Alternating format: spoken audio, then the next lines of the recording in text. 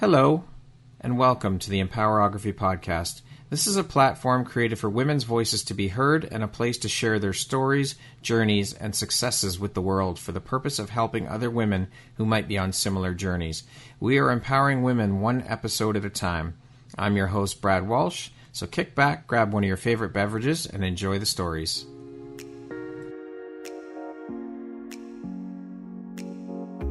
Are you an author, speaker, coach, or entrepreneur building a brand in today's very crowded marketplace?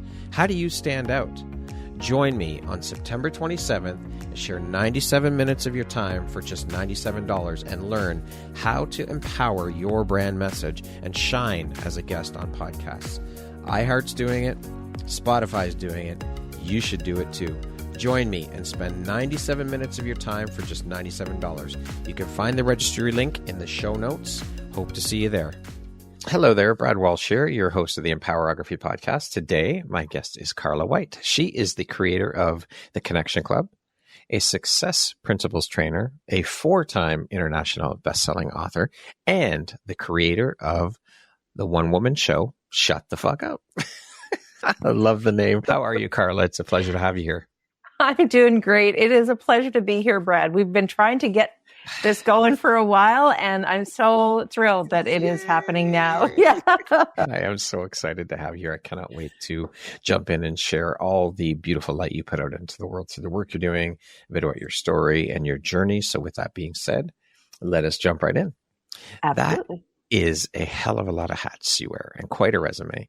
How do you find the time for all of this, and how do you prioritize, and how important is prioritization and organization to you? Didn't all happen at once. That was a long when people talked about overnight successes, that's funny. That's funny. Yeah, a 10-year overnight success.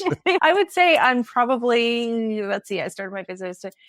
I'm going into the 10th year. So yeah. And in terms of organizing, I thought that was funny because part of my human design is I'm a Virgo. And so it is about that structure and organization. Mm-hmm. And I am not organized. I call myself a messy perfectionist now, is that there's kind of chaos and disorganization and creative. And some of that is the way that I've learned how to show up in the world. And some of that is just like that flow and free kind of freedom that I sort of have shifted my perspective to being less about what I'm achieving and more about who I'm being. So I'm really I get uber excited about projects and things that I'll be like, okay, yeah, I'm going to do this and I'm going to do that. And then wait a second, I need to just simplify. That's been a big part of kind of my healing journey too, has been to simplify and be more intentional with what I put out into the world. And it doesn't have to be a lot. Yeah. But it does have to, it has more impact than when I do that. So For sure. Okay. So with that being said, then, do you have a morning routine? And if so, what is it? I do. For a long time back in the day, I had a control journal. That was literally what I called it. This is high achieving type A personality. And it was, okay, this is my list of things to do. And I have put that aside. And I do have what I would say is more about an energy practice and centering. So I do, it usually involves music. It involves movement, meditation, and mindfulness. And I needed all the alliterations of the M's for the morning, but it really is for me about regulating my nervous system and kind of tuning in to ask what it is that I need right now. So it's a number of different things. Sometimes it is, I need action. I need to do this. There's things on my to-do list. Yeah. And I know that I will get to those when I have my really good, solid start to the day, which is often what I need to do is calm rather than be in Chaos. that chaos and high energy. And there is a time for that. So now it's more about savoring. Okay, what do I need today? Okay, you know what? I need to savor my cup of coffee, or I need to, what is it that I need? And that's kind of the question that I ask myself. How do I want to feel? And what do I need? Love it. So what drives, motivates, and inspires you to keep going and excelling at all that you do? It's been my own journey, really, that what I wanted and the work that I did. And I guess kind of when I found my purpose eventually was that I know that I'm here on this earth to not only to become the best version of myself, and to share that then with others is kind of that's really what it's about. And I have my dips and I know later we're probably going to talk about the imposter syndrome and the things that come up on that journey. And I think for me, it's really been this, like following my own evolution of consciousness and stepping into who I'm meant to be. That has actually, that's what drives me. And I used to say, oh, I do it for my kids and be an example for my kids. And I was like, no, I do it for me. And then I'm setting an example for them. Yeah, for sure. I love it. Can you share with us what you were doing for a living before you made the jump into entrepreneurship, and what was the catalyst for that shift for you? Oh, yes. So I started out my adult life, which I'm not fully grown up yet, but we're not quite there yet. No, eventually it was like, what do I want to be when I grow up? At that time, I started in nursing and I got my degree in nursing. And then I found my way into probably my most exhilarating job was I became a firefighter, and I worked at emergency services for Suncor. And I'd have to say probably the favorite job, favorite boss. And then from there, I couldn't handle the shift work anymore. So I moved into occupational health. For a while, I was a client services manager for a software company, and sort of all of this was, and then I had 3 horrible bosses in a row. So I decided I'm going to be my own boss. That was the catalyst. It was like, I'm tired of it. Was shitty bosses. And when I look back, it was like, wait, the common denominator wasn't it was me, but it was. And I mean, I come from the farm, so I grew up as I saw entrepreneurship in its finest form. Yeah.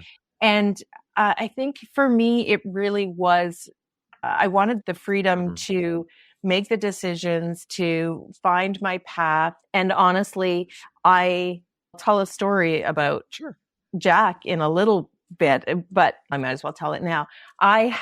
Shortly after I was married, I attended a conference with my husband. It was a sport and recreation conference, and it was about leisure and all of that. And it was like, this is what I should have done. This is more, because I went into nursing, and it was like I was about the health promotion, not the sickness and medical model. Right. And so that was where I experienced Jack Canfield speaking. And afterwards, I'd said, that's what I want to do when I grow up. I want to be a motivational speaker. Because from the time I was 10, I was a public speaker as a part of the 4-H organization. And when I got on stage, I felt like I was at home, like it was just something that lit me up. But I chose not to go that direction. And at the time, I'd said that, and my loving husband and my father both were, but what's your message? My husband kind of said, you got to do something really great to be a motivational speaker, and you haven't. Yeah, lovingly, I say. And for the longest time, I believed that. It was like, yeah, you're right. And so I didn't follow that path. And then when I spent 10 years as a stay-at-home mom, which also coincided with 10 years of being treated for depression and anxiety, go figure, that I actually saw Jack speaking again. He did a webinar about writing a book and success principles training. And I was like, okay, this is what I want to do. So I said to my husband, okay, I'm going to quit my job and I'm going to become a success principles trainer. And I'm okay with you quitting your job because you're not happy in it. But I am not okay with spending a lot of money to get more education because you've got everything you need. Yeah. No, I'm going to apply for this. And I didn't know how I was going to pay for it, but I managed to receive, unbeknownst to me, an inheritance check in the mail that covered the cost of it. The universe. Oh, I yes. know. I love the universe. How it was like, so then that was my sign. I meant to do this. And so then that's when I took the Success Principles training and that full year of training. And that was the rest, start as of they it. say, is history. Yes, that's right. Well, this is a great segue into diving into the Success Principles stuff. So first off, what is or what are the Success Principles for those who might not know anything about it? So it's Jack Canfield's work, and most people know Jack for his development of the chicken soup for the soul. Yeah. And he actually tells the story about how he just knew that, and that was kind of his claim to fame originally. But then what he did was he pulled together this body of work that has all the success principles. He studied it, he interviewed, he pulled it together into these foundational principles to help people step into that success. And it's based on his book. And then he did a train the trainer and that I went through, and it's teaching the principles of success. What personal challenges have you overcome and how have they shaped your understanding and teaching of the success principles? Let me tell you, the first time I walked into the training room, it was actually not for train the trainer, but it was what was called breakthrough to success. Okay. So a room of about 400 people. I had just weaned myself off of antidepressants that I'd been on for 10 years with the help of my doctor. And I walked into that room a shell of a person. I spent a time with about 400 people, felt completely alone. Every break, I would run back to my room. I ate alone. I really isolated myself. And at the beginning of it, I remember Jack saying, playful out here. And I'm like, yes, okay. And I'm taking all the notes and I'm doing all this stuff. And because I'm going to learn how to be a trainer. And so I went in with that mode rather than I'm going to go in and experience this. And at the end of the week, I had they call it breakthrough. I call it a breakdown. I had my breakdown at the end because I had been like all week just constricted and holding together. And I recognized then, and I knew for a long time that I really struggled deeply with self-esteem issues and self-worth. And my inner critic was so powerful that I went in as somebody who I didn't even recognize the person that I had become. And that's kind of been the journey, is that going from somebody who was just so closed off and uptight and not even scared of the world, just having a really hard time with my emotions, with the thoughts. It was very negative, lots of self-loathing kind of things that I knew that was the work that I needed to do. Are there like a number of, say, 5 or 7 success principles and then you dive into each one, or is it a bunch, or how, like? There's 64. I think I have 64. Holy shit. I think there's like 64. And I was like, okay, so perfect for high achievers. Because I went into it, it was like, okay, there's 67 chapters in the book and each of those. But of the core, when we're teaching, I think it's about 11, and there's a sort of format that we go through. It's been a long time since I was in the training room, just specifically teaching the success principles. Yeah. I've incorporated it into the work that I do, definitely, and really just integrated it and embodied it into who I am. Mm-hmm. And so there's about 11 that are kind of the key principles.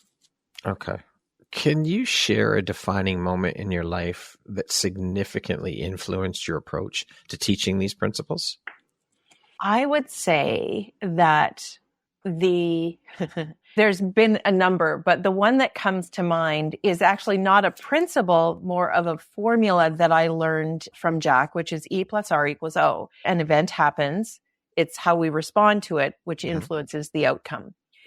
And in 2016, I live up in Fort McMurray, and we experienced the wildfire that evacuated our town of 88,000, or our city of 88,000 people, and we were evacuated for a month. And I remember so clearly after when I left my home, the flames were across the river, 200 feet in the air, and had my husband and I, and sort of our path to get around to our kids, pick our kids up. And it was once we picked the kids up and we were pretty sure that the house was gone, and we're driving in the lineup of evacuation traffic.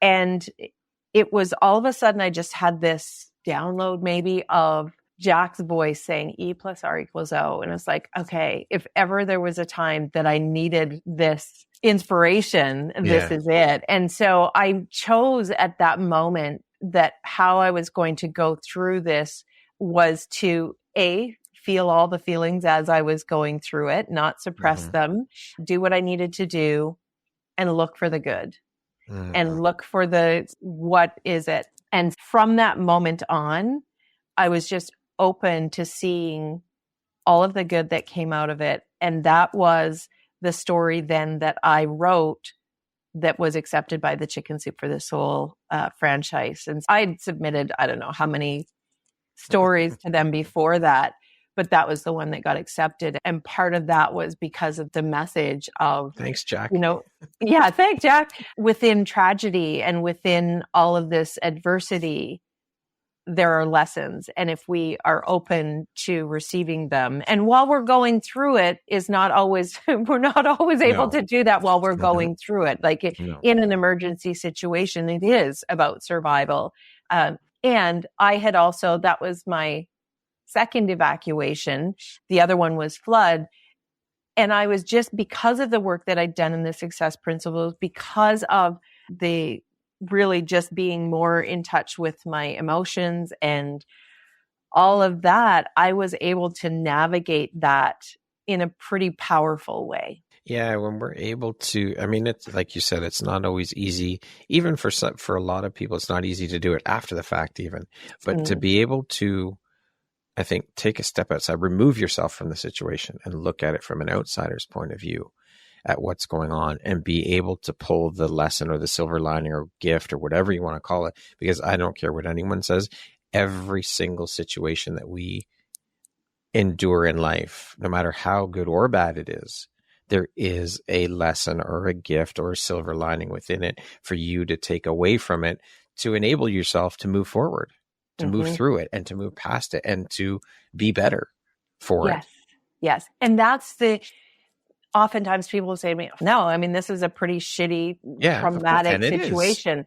And it is. And what I know about trauma and for myself is that it allows us to dig deep into who we truly are, which is magnificent people, and find our strengths and sometimes it's find our purpose. Sometimes it's finding whatever is that I used to have, some of it is perspective. It's like, I used to have this, why is this happening to me? And then I realized, oh, wait, it's happening for me. It's happening before. That little tweak in languaging. Yeah, it's so simple, yet and I don't always remember that when I'm going through what I call the shitastrophe. And I call it life is full of drama, trauma, and shitastrophes, and navigating that. And a lot of the work that I do with women now is on navigating that. And it's about our emotional well-being and there's so much of it that was part of everything that I'd experienced, helped me to grow and evolve into the person that I am today. Absolutely. Now, you had mentioned there's 11 basic principles. Why do you believe that they are essential for personal and professional growth? Those 11 particular ones. I think they're the real foundation for bringing you back to yourself. And like the very first one is 100% responsibility. And I Ooh, I didn't like this one when I first heard it. It was like, Jack, you have no idea the responsibility that I've taken on. Like, I was someone who at a very young age took on the responsibility of my parents' happiness. And I wanted everybody to be happy, and I wanted everybody. And so I felt that need to be responsible for their happiness. Yeah. And the bottom line is we cannot be responsible for anybody's happiness. It's an inside job. It's my responsibility. But initially it was like I had some real resistance to that. And it really is that kind of foundational. It's the number one for a reason, because it is about having us step into our own power and being responsible for it. Nobody else can heal us. He tells a story about nobody can do your push-ups for you. Just a doctor can't heal me. Like, I can heal me. And it's really that the other ones are kind of the ones that are most pertinent. Now, Jack really teaches like the law of attraction. He's also about goal setting, which I have an aversion to goal setting, but some of that is kind of this whole idea of the masculine, kind of more masculine about get it done and doing.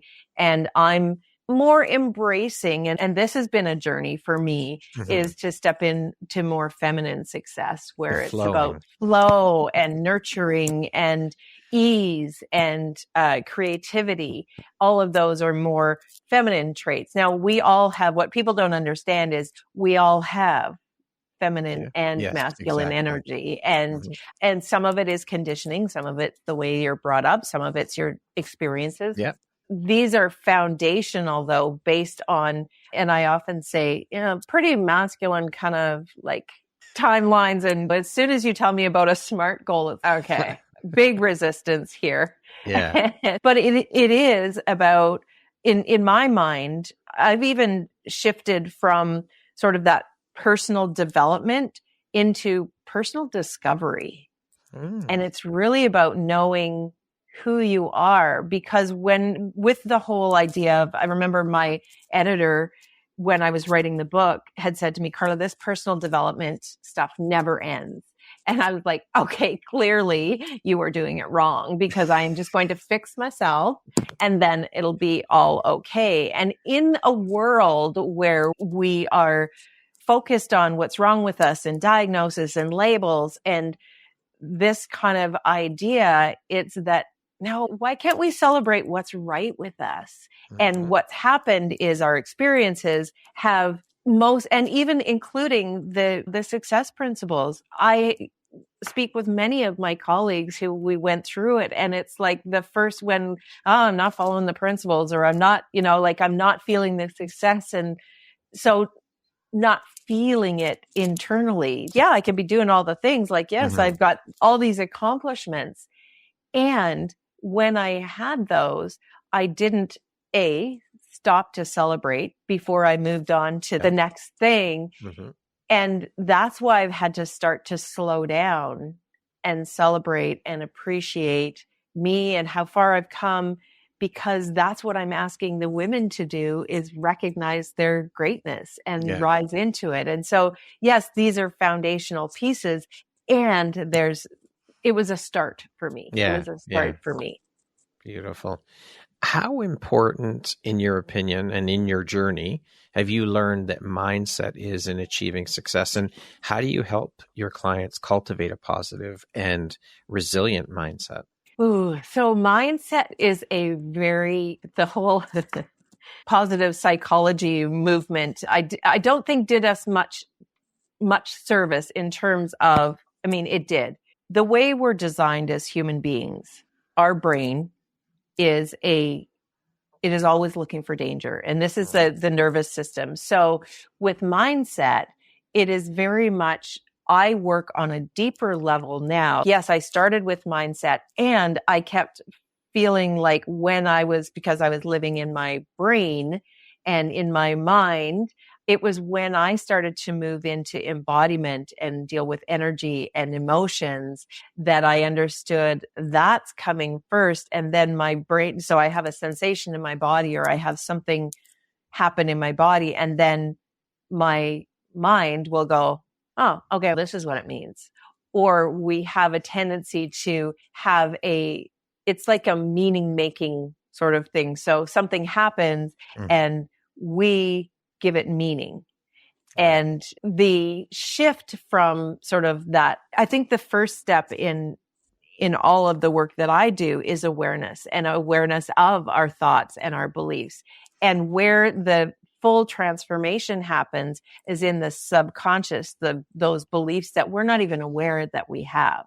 Yeah. And it starts with mindset.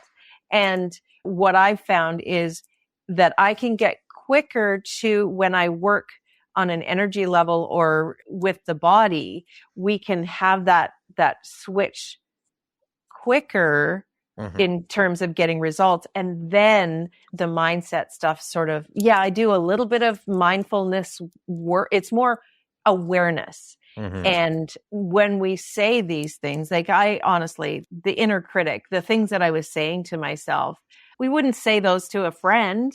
No. But we say them to ourselves and our inner critic. And it's really shifting the perspective. And for me, what it was really stepping into that explorations of what are the beliefs that are holding me back? What are the things that are, and moving into a more soul-led life where it is my love of self, like self-love is really what it gets to. So then it makes it easier to recognize, oh, okay, that's a stinky thinking kind of thought. So for me, it's more the mind-body connection that I've started to work in that realm. So yes, the mind is important, and it can, I often say that the mind makes up stories, but the body tells the truth. Yeah, everything, absolutely. Everything starts with us, the foundation in here, everything.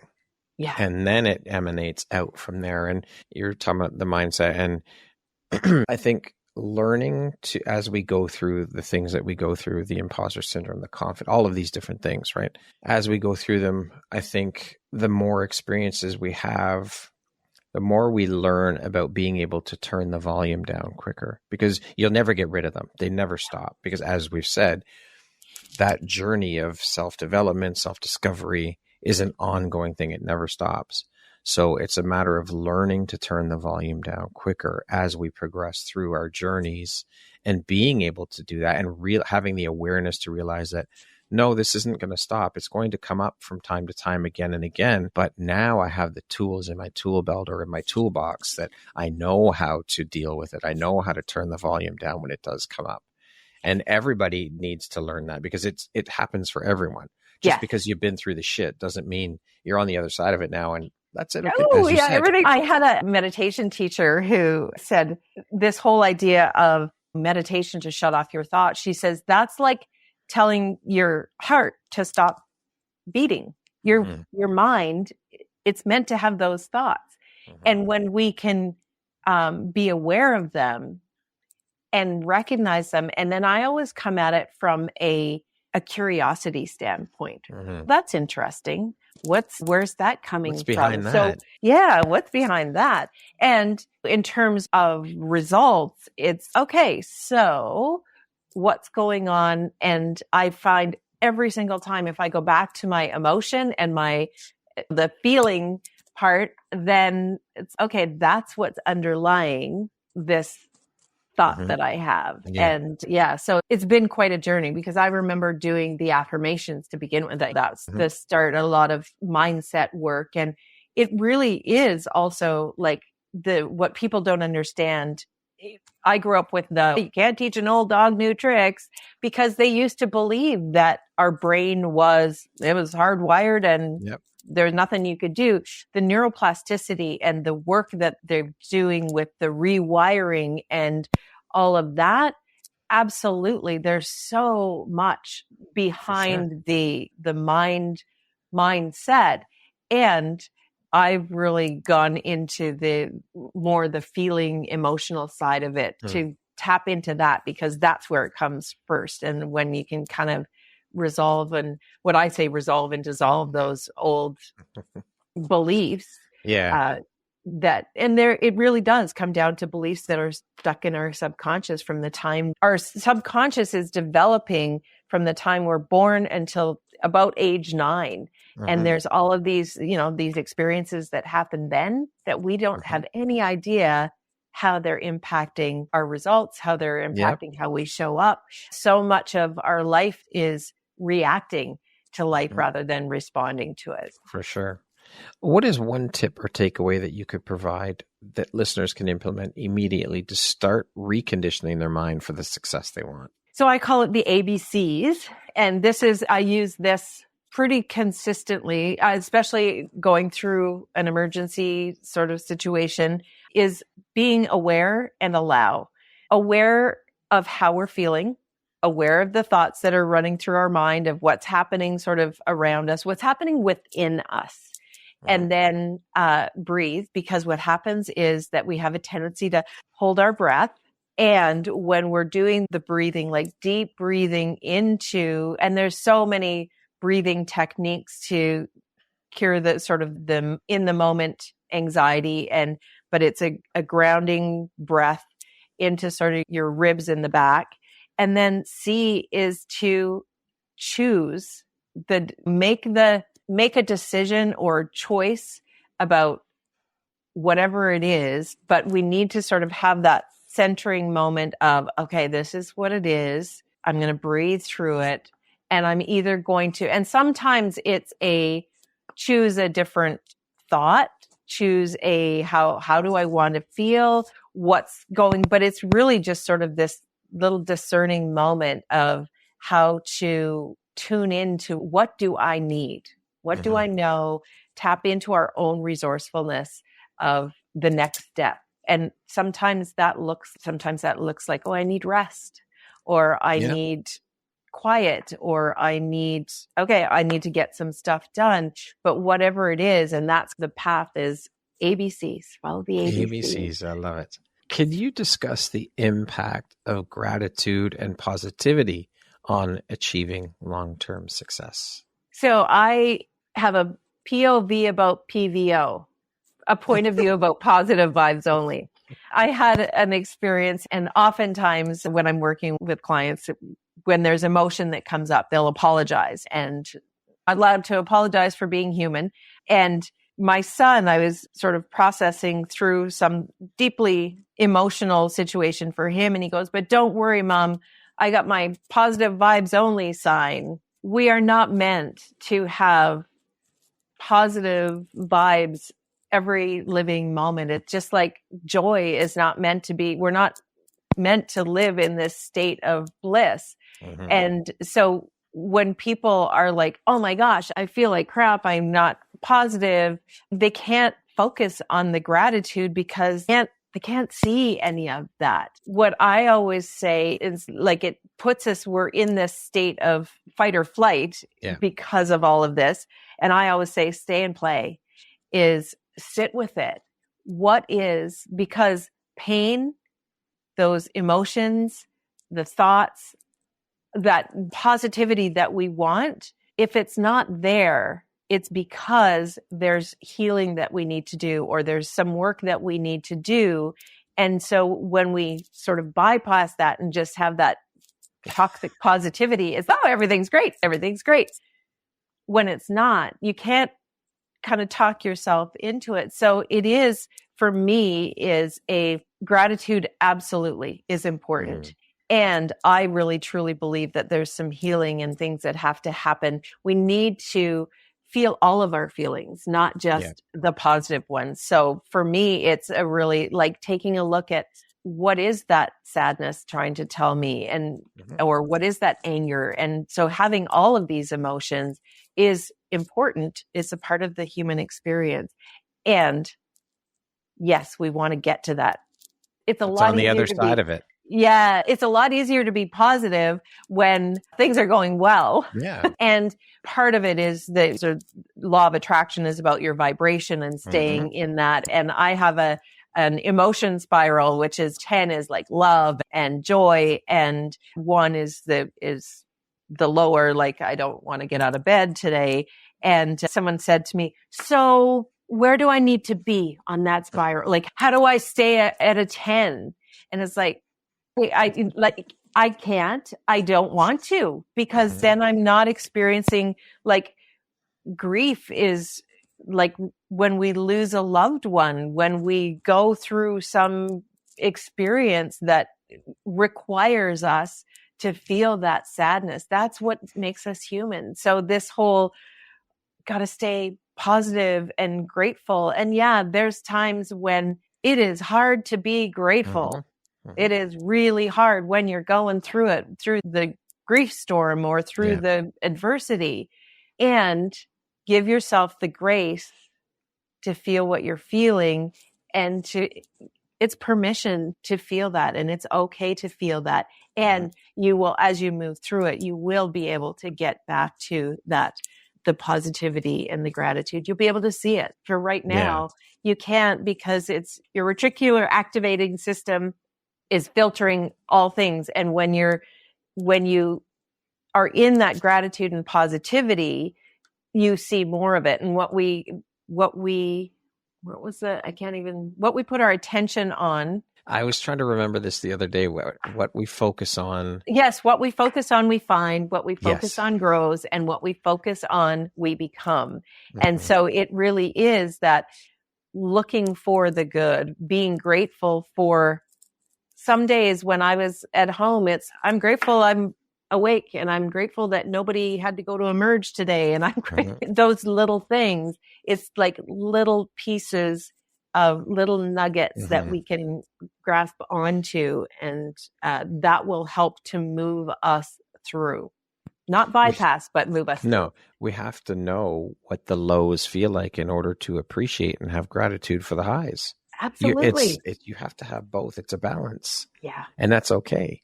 What techniques do you use to help clients reframe negative thoughts and beliefs? We really start to look at kind of the underlying belief that, and I do, like I said, the energy work, and we do muscle testing, and the work with Dr. Sue Mordo and bioenergetics is that we will often, so we'll muscle test on, there's 6 things that hold us back: sadness, anger, fear, love, judgment, pleasure. Yes, I think it's pleasure. Anyway, just rattling those off. And so we'll muscle test what is getting in the way of me reaching my goal. And oftentimes it's a bit of a surprise, because that's not what I thought it was. I thought it was like procrastination or perfectionism or whatever it is. And so it is really, and then what we do is when we've muscle tested, and this is what the body is saying, it's sadness. Okay, so what is that? You haven't fully processed and integrated your sadness. So we can often, and there is some sort of energy releasing that can happen, but it is often where let's get curious, and I'll do writing exercises. It kind of depends on the client, because when I'm doing one-on-one work, we're able to deep dive in it. When I'm doing group work, it's a little bit more challenging. But like I have a number of exercises that it's really self-discovery, turning in, because they intuitively know, but we have a tendency to not trust ourselves, and that we do know. So it is really kind of, and that's the coaching too, is to take them back to, they know it and they know themselves best. So I always say, I'm the expert of my experiences, but that just like everyone is. Yeah. But that trusting and knowing, or intuition, we'll call it, has been conditioned out of us. It's been, I won't say out of us, it's been tamped so far down within us, because it doesn't leave us. It's always there, but it's been tamped down so far because of societal conditioning, parental conditioning, religious conditioning, all of the things that we forget it's there. We always have it there within us, and we need to rediscover it, excavate it and rediscover it, and lean into it and trust it and allow for it to come through. And that's why I say, rather than personal development, you don't need to learn how to do, you just need to be more you. Rediscover. rediscover who you are. And that changes, depending on the stage of life that you're in. The iteration of you. Yes. Like I work with women that are more sort of midlife, perimenopause, menopause, because that's the stage I'm in. And most times it's okay. These are women who've raised a family. The kids are leaving and it's finally, oh my gosh, I have time for me again. And what does that look like? And it's dreams that have been put on hold while we raised our families. And a friend of mine runs Fashionably Late Productions, and it's never too late to follow your dreams and to become the person that you want to be. So many, I heard Martha Stewart didn't start her empire till she was in her 50s. And I was like, well, that's good news. So it is really the kind of the stage that you're at too. You have different priorities. For sure. What legacy do you hope to leave through your work with the success principles, your coaching work? How do you want to impact future generations? For me, it's about inviting people to be themselves, be the best version of themselves. And that's what's going to change the world, is when we can embrace joy and love and come together in community. Then that's the legacy that we all want to sort of change the world. And it starts with coming together in community and having people not be stuck in survival mode, but to really understand that life is meant to be lived and embraced and enjoyed. And that's what I want. That's what I want for me, for my family, in 4-H, we used to have the pledge, and it was like, my head to clearer thinking, my heart to greater loyalty, my hands to larger service for my club, my community, and my country. And it's, wow, I don't know where that came from. Just that really, I think, was foundational for me. And some of where I started was that it is just having people step into the greatest version of themselves and then sharing that in community. Community really is the foundation for everything. We cannot do this thing called life alone. It's impossible. Yeah. We have been told or conditioned, again, to use that word again, that you got to do it yourself, and asking for help is a sign of weakness and all of these things. And I call complete bullshit on that. Asking for help is a sign of strength. If you don't ask for help, that's a sign of weakness. Yeah.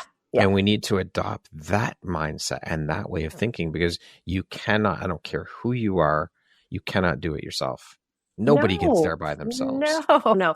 By our human design is for connection. That is, the way we operate. It's about from early days of tribe and survival, and it's connection and this collective experience. And the collective experience in community is really one of my big values. Is connection is number one, and community as well. Yeah. And it's part of at the deepest core of who we are as human beings. We all want to know that what we do and who we are is deeply loved and appreciated, and that it matters. And it does. It does. When we get to that core, what I call the soul, which is the sanctuary of unconditional love, because I love acronyms. And making words up, like we got that in common. We do. Yeah, is that when we live from our soul, and we are living from a place of love and leading with love, that's when the legacy, I guess, that I want for the world. Yeah. Another, I think, important piece to mention is this attitude and mindset of being in and of service to one another. That's a huge part of why we're here on this planet. That's part of your job, your duty, your responsibility on this planet, is to be in and of service to others. Yes. It's integral to life. Yeah. For everybody, every single person on this planet, that is your duty. Yeah. But how you contribute and how you serve. And I'll have people say to me, I don't want to do this, or I don't want to do that. And it's like, your contribution is, maybe you're a teacher, maybe you are a gardener, maybe you're a homemaker, maybe whatever it is, that's your contribution and your service. And everyone is needed in to make up that Yes. collective. Mhm. And yeah, it is. I often experience, and this is where I came up with, speaking of making up new words, I talk about comparanoia. A lot of high achieving women get into that comparanoia where they look at everybody else and they've got their act together. Why can't I be like that? Or why? Oh, I want to do that.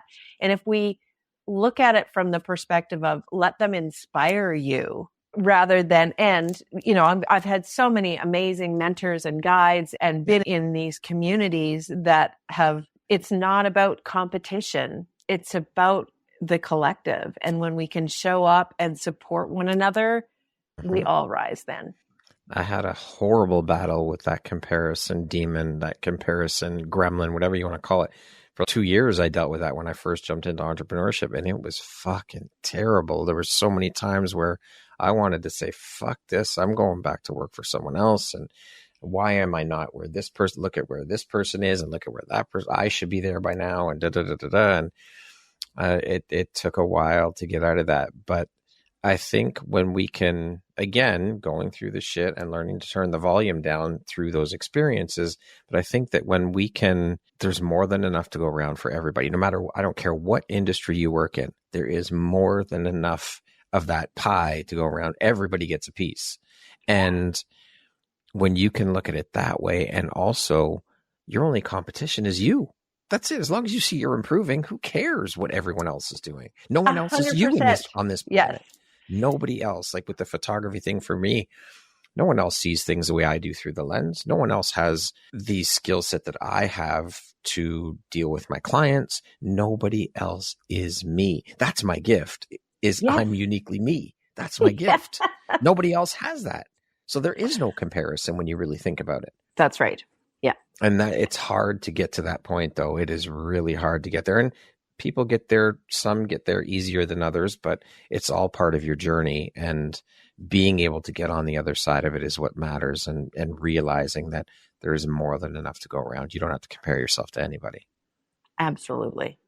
Amen. Yeah. Now, could I just have you in my ear? Yes, I will do that. Of course. When the demons of doubt, I mean, anytime that you are sort of expanding into your next level of consciousness or your next level of whatever you're doing, it's the first time. It's new. Before I'd written a book, never written a book before. And then when after the fire, I had written a letter to our arts council and said, hey, we need a play about the fire.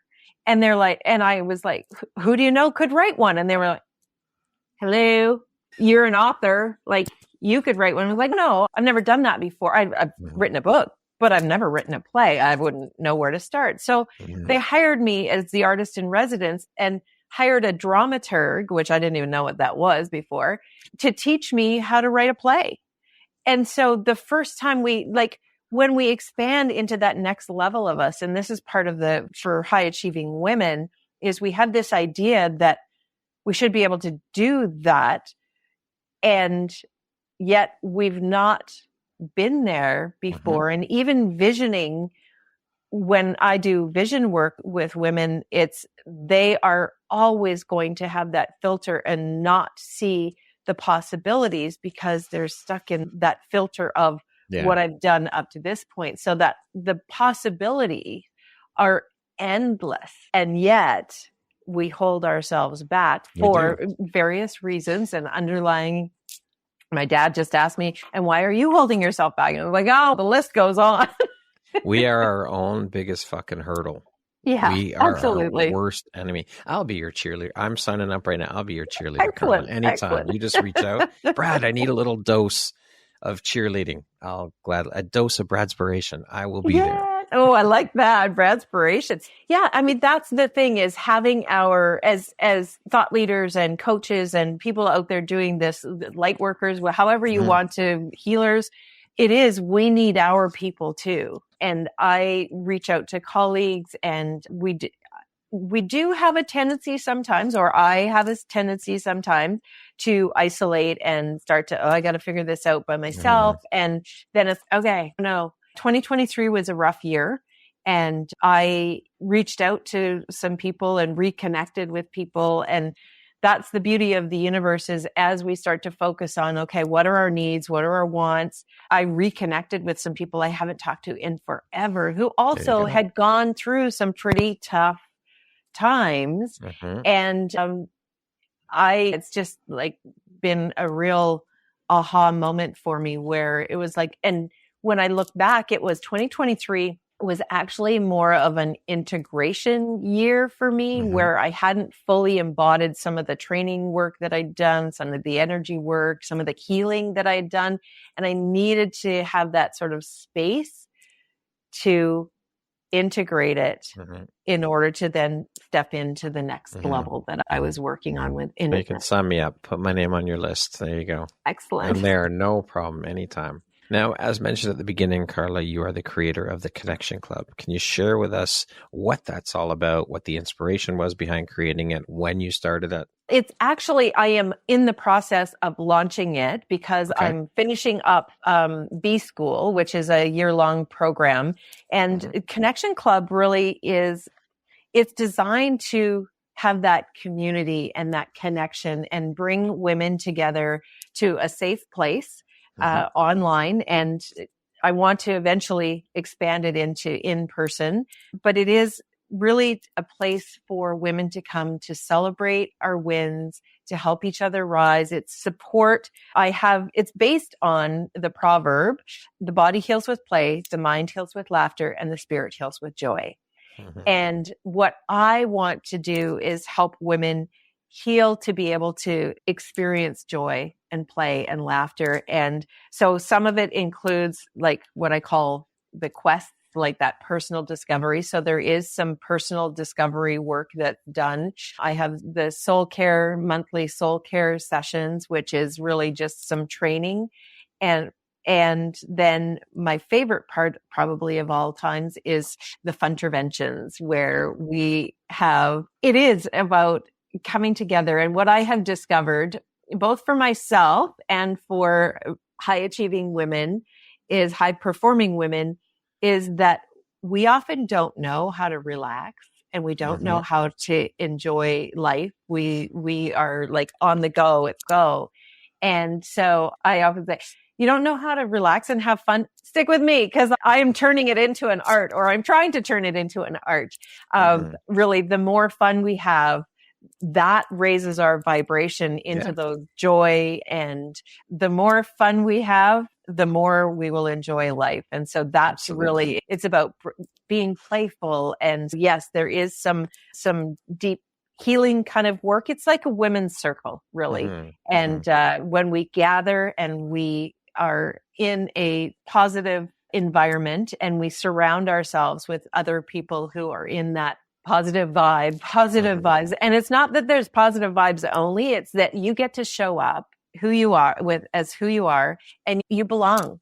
You belong just because. So it's about really creating this community of belonging, of love, of support. And that's really, I would say it's kind of been like my life, like I've dabbled in a couple of other programs, but this is the one that just feels the most like it's aligned, it's not coming from my soul. So fucking seriously. Yes, absolutely. Yeah, that's Life been a big part of my journey, has been that, the laughter. And for a long time, I talked about healing with humor.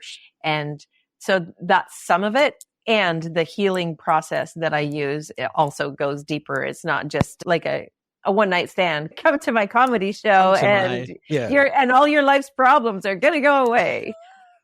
Wouldn't it be great if that's all it took? It would, for sure. Now, you've mentioned interspersely throughout the conversation about writing. So you are a 4-time international bestselling author. I would love for you to speak a little bit about the books you've written, titles, subject matter, and what that experience was like for you sharing with the world in a book. Yeah. So 3 of those books have actually been what's called an anthology. So I contributed a chapter along with a group of women. The very first one was called Success University for Women. And it was, I think, 32, I don't know, many women from around the world who wrote their stories. And it was funny because I had just done my very first stand-up comedy, and they had reached out and they said, we want you to be a part of this book. Could you write on what's the one thing that you feel is important about your success? And I was like, letting go. And they're like, wait a second, didn't you just do comedy? And we want it to be about humor. And I was like, oh, okay. So then I got to work and I was writing my book as this was all going on. Right. And so I wrote it. And then the day that I was presenting in front of 75 social workers, I got back to my room and I got the first draft back, and there's this big red X through it. And it was, okay, when we asked you to write about humor, we actually wanted you to be funny. There's a concept. Very interesting. And that, it was like, that's not where the place I was in my life where I'd embraced the whole humor thing. But so I revised it and I said, okay, so they want me to speak about humor. Let me tell you about what just happened. I'm in front of 75 social workers speaking today. And about 10 minutes into my full day presentation, my pantyhose dropped from my waist down to my upper thighs. And I was wearing pants. I mean, I'm pretty sure it was obvious. And like the whole story goes, like then people kept coming and I'm like thinking, oh my God, everybody knows. Here I am. Everybody knows. Nobody said anything or had horrified looks on their face. And then people kept coming up to me and talking to me. So I never really got a break and couldn't adjust. So at the end, I like basically waddled out to my car, drove to the hotel, got this thing. And then it's okay. So success, what does that look like? Not that. And I'm nowhere near my goal weight and I still drive a mom van. So you want me to talk about success? And it was like, when I sent it back, they're like, yes, this is what it is. We wanted you to be you. Mm-hmm. So the experience of writing, I would have to say then next one that came out was my own book and it's called Reignite Your Spark. And it's got but it was my journey of a 10-day silent meditation retreat and what that experience was like, how I went from someone who was very much a high achiever, very constricted, searching for that success, searching for the joy, searching for all the things that I wanted, and how I sort of found it in the silence of this meditation, life-altering meditation retreat, 10 days of silence, not looking at anybody in the eye, all of that. And there's some funny stories in there. So that was Jack Canfield wrote the foreword for that book. And that's kind of been that was the second one. Then of course, the Chicken Soup for the Soul was that contribution. And then another anthology that I was involved in called Fashionably Late. And that was where I wrote about the experience of the fire. And so two of them are about the experience of the fire. Yeah. And I feel like, okay, I've got another book in me. And I also, the first one took me like a year to write, and I pretty much, that was all I did. Yeah. And so I'm kind of in that, oh dear God, it takes me too long to do this. So I've kind of moved on to, like I said, I'm writing the play that will be finished up this year. And so eventually probably there will be another book, but it's more about the shows and the other kind of creative outlets that have been there. Awesome. Now I want to hear all about the one woman show. Shut the fuck up. What is it all about? What was the inspiration? And are you still performing and touring it? I am not. We actually, the last time was just before COVID shut us down, and I was in Ireland and I didn't do the full show in Ireland, but I did do a snippet. And then of course it was like the world was shutting down. So I had to get home and I canceled the show then.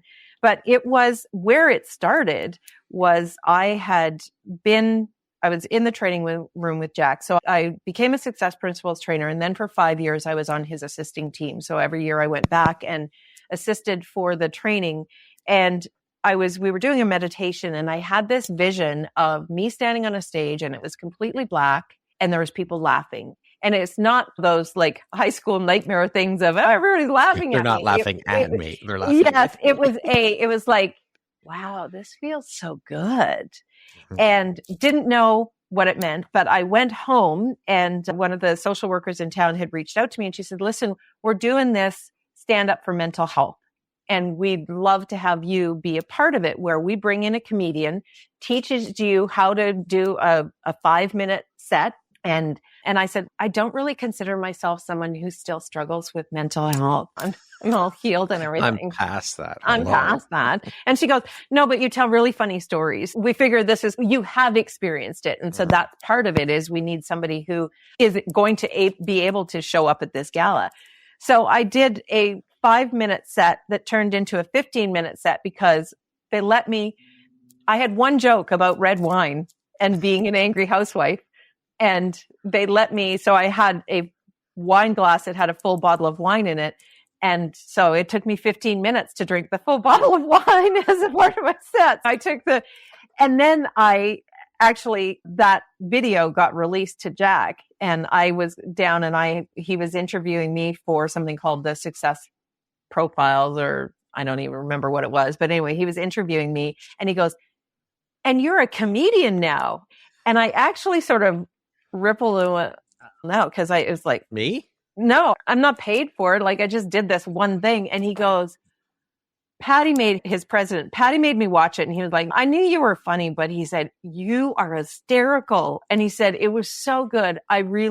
This is your calling. I encourage you to continue on with that. So then I was doing these book launches with the library and we were doing it on International Women's Day. And one of my clients kind of called me on my shit and said, you keep saying about how you'd love to do a one-woman show and why haven't you done that? And I was like, because all the excuses, like I couldn't fill a theater and yada, yada, yada.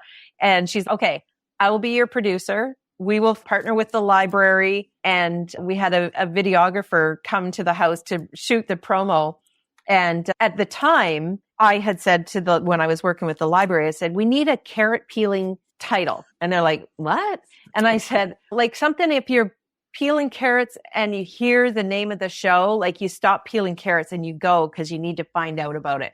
And at the same time, I had somebody who was reviewing my book and she said, I can't publish your book with the title that it has, but I'll tell you the book I can publish is called Shut the Fuck Up, How to Quiet Your Mind and Find Peace.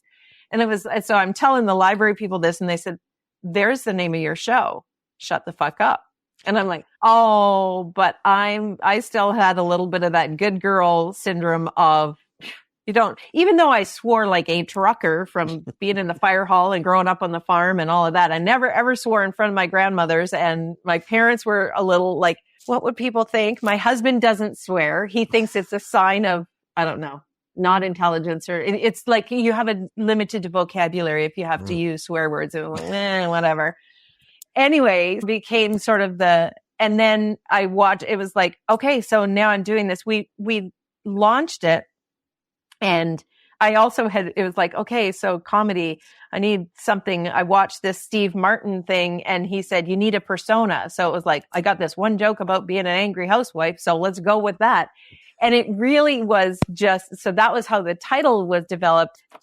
And we put the promo video out and I think we sold the first show out within 72 hours.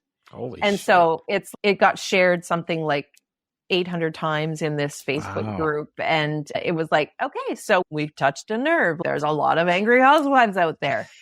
And the angry housewife was really my inner critic. So then I tell the story sort of through my healing journey and all of that. That's how we actually that was what the show was. And it was a little bit different each time because it was kind of off the cuff. There was some dancing and there was the very first show I did was probably my favorite, when I tell a story and I looked over and the cameraman had dropped the video camera because he was laughing so hard. That was my favorite story to tell. But is there anywhere that people can see it online?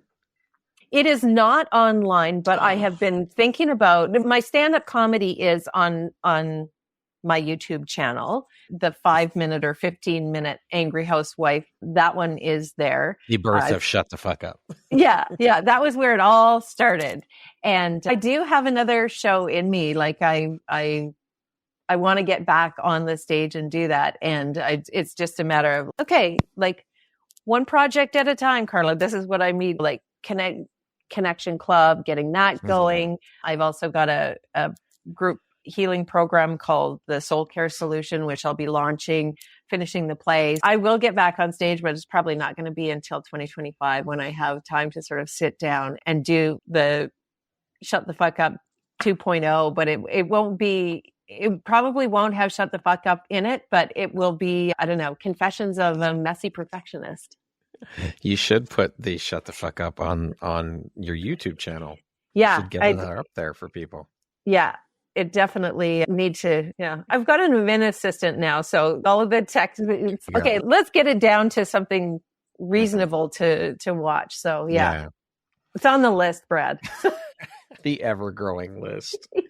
Well, what do you think your unique skill set or superpower is that's helped you become successful? You said it yourself. And when I step up and show up as myself with my quirky sense of humor, my storytelling, just my love for people and my love for having people. It's been a long road for me to learn self-love and to embrace it, embody it. And I think that's kind of my biggest message to the world. And when I am in it and I show up in that energy, that's my brand, the Michelle who wrote my brand story that's on my website, she said to me, you just need to show up as you and your magic. That's your magic and that's your medicine. And that's been the biggest aha for me, is understanding that, like in terms of finding, what's your superpower? It's my energy, my me. That's my superpower. Yeah. Speaking of success, how do you define that word? What does the word success mean to you? Oh, it has sort of morphed in. Originally, success was about the money and the impact and all of that. Success for me now at this stage in my life is about showing up as self-actualized into my greatest being. And that's when I know that I'll feel successful. And I kind of get caught up in the financial, the business and really, we were talking about this the other day, is that what I love about in-person events, and when I did the retreat this last time, what absolutely lights me up is when I see that shift or that transformation, or somebody has healed from something and they've released it. That actually, if I can help navigate or guide someone to have their own transformation into their greatness, that will be success for me. Yeah. What does the word empowerment mean to you? Power has I think for women, there's a real, Claire Zammit talks about the power paradox of how we've been sort of in this patriarchy version of power. And again, power for me is like the feminine power of, it really is stepping into our power, knowing our worth, knowing that our voice has power. Like we have so much power, but we've got this, I don't want to come across as pushy or too aggressive. And I know that there are some people that somebody said, you intimidate people. And it's like, but why? I love people.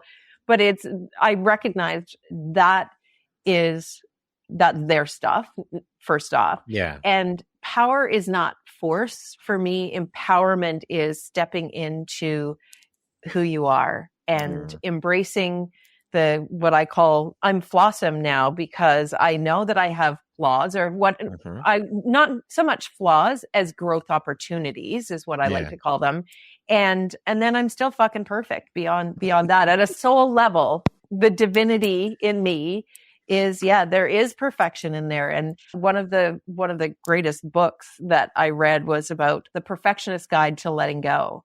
And she was the one that said, we've demonized perfectionism. And yet it is an energy of excellence and an energy of drive. And when it holds us back, there's some maladaptive and some adaptive ways to deal with it. Okay, we're going to jump into a little rapid fire section here. So Yeah. the next grouping questions to be 1, 2, 3, forward answer type thing. All right. Okay.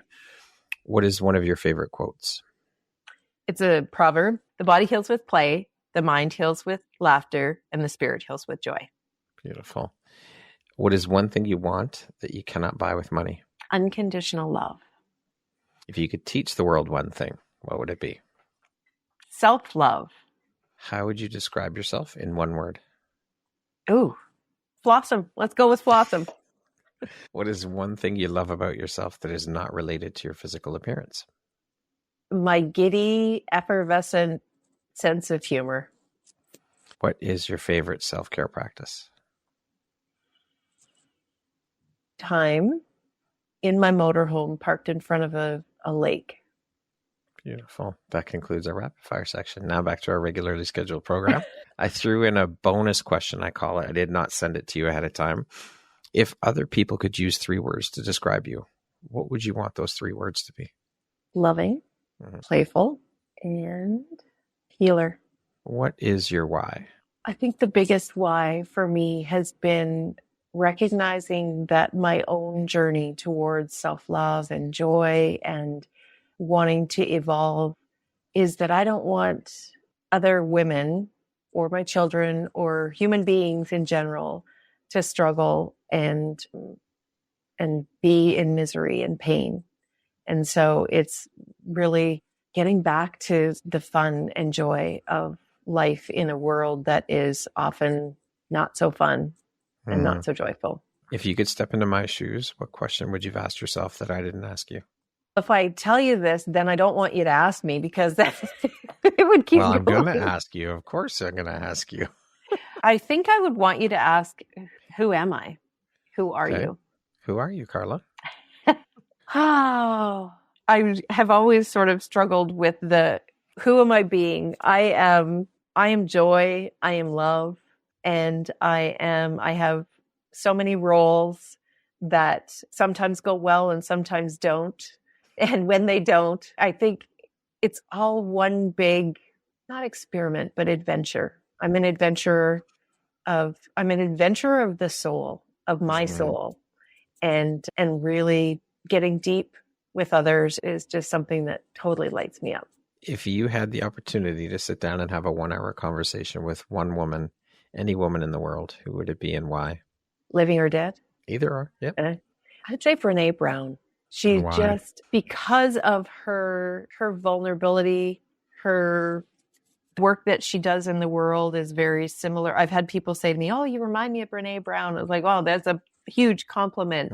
Just her ability to take the research and make it into just such thought-provoking, heart-centered experiences is just amazing. And I love just everything about how she shows up and everything she writes.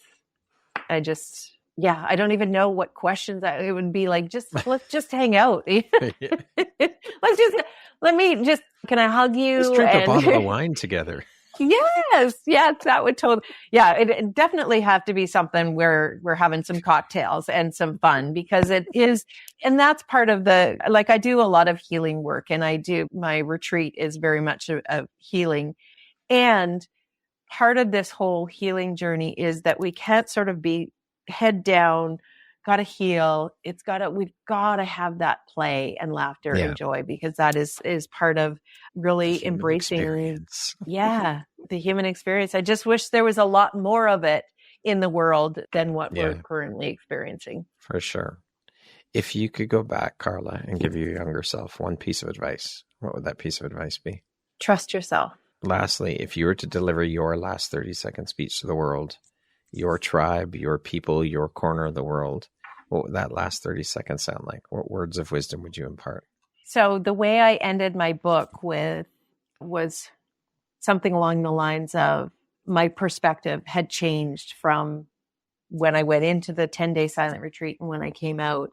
And it's whether it takes a moment, a minute, or a day, the key to joy and freedom and fulfillment is to show up for myself and as myself, and give myself permission to play, to embrace joy, and be who I am so that I can live the life that I love to wake up to. And that I would change that to whether it would be give yourself permission to play, embrace joy, and be yourself so you can live the life that you love to wake up to. Beautiful. Lovely way to end the interview. Carla, you are such a beautiful light in this world. Your energy is beautiful.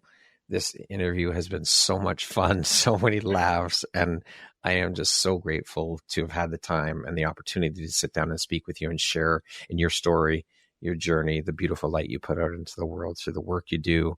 You're an amazing human being, and I'm so grateful to be connected to you and to have you as a member of the Empower community. Thank you so much for your time and just for being here with me and sharing. Oh, thank you, Brad. Thanks for having me and for the work that you do in the world too, bringing women's voices out into a world that needs those voices.